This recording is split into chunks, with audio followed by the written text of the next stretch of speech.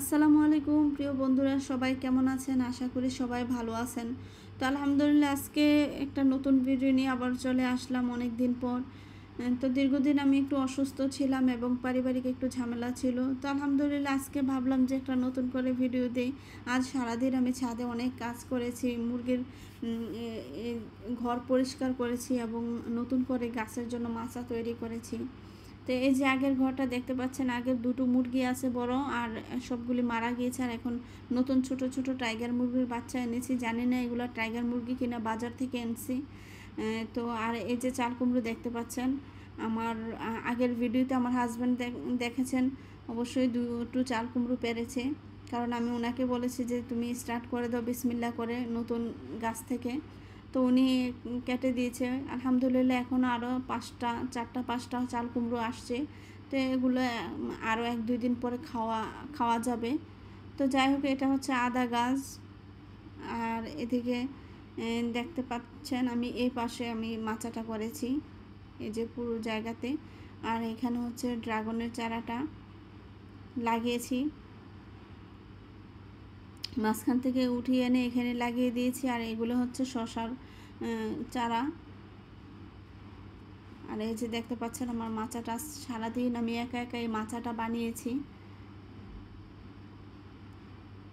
এই যে দেখতে পাচ্ছেন। আর এখানে যত গাছ লাগিয়েছি, এই সমস্ত গাছ, সিম গাছ বলেন, তারপর চাল কুমড়ো বা শশা, এগুলো আমার বোন দিয়েছে। আমার বোনের হাজব্যান্ড মালয়েশিয়া থেকে এগুলো বেছে এনেছে। আর এই যে বেগুনগুলো দেখতে পাচ্ছেন, এগুলো আমার বাবা বাজার থেকে বেগুনের চারাগুলো এনে দিয়েছে। আর এগুলো যে সিমের বিচি লাগিয়েছি, মাশাল্লাহ গাছগুলো আলহামদুলিল্লাহ উঠেছে, এই যে দেখেন। আর এটা হচ্ছে সাদা বেগুন। তো আলহামদুলিল্লাহ সুন্দর লাগতেছে আসলে।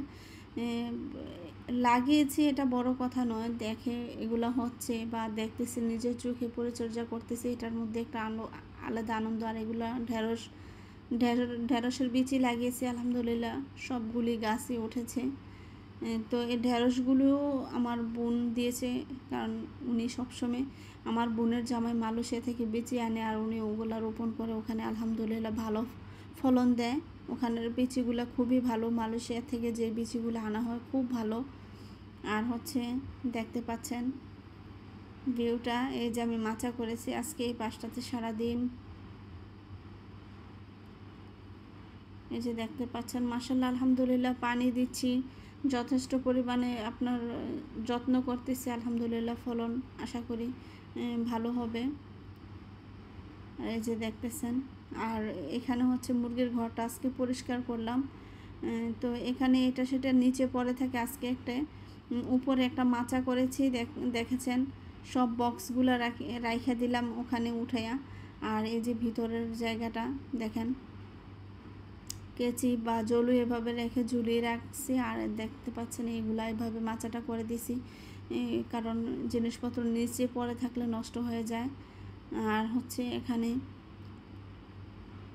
যে আমি আনছি, কোয়েল পাখির বাচ্চাগুলি এনেছি, এগুলি নিচে ছিল, আমি এখন উপরে উঠিয়ে দিয়েছি। ওরা খুব চঞ্চল, একটু ফাঁকা করে দিলে উড়ে চলে যায়।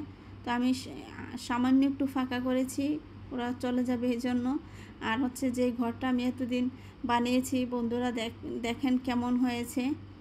আমি একাই সব করেছি এগুলো, আমি আস্তে আস্তে বসে বসে নেটগুলি কিনে এনে তারপরে এগুলি করেছি। আর এখানে ফাউমি মুরগির বাচ্চাগুলা দেখেন, 20টা বাচ্চা ছিল, সবগুলা মারা গেছে। তার ভিতরে আর 12টা বাচ্চা আছে।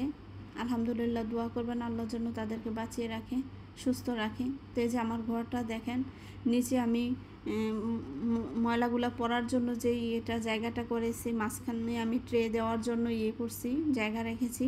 ইনশাল্লাহ ট্রে আনবো এগুলাতে দেওয়ার জন্য, কারণ মুরগি পটি করলে ট্রে না থাকলে এইভাবে বিছিয়ে দিলে হচ্ছে কি পরিষ্কার করতে খুব সমস্যা হয়।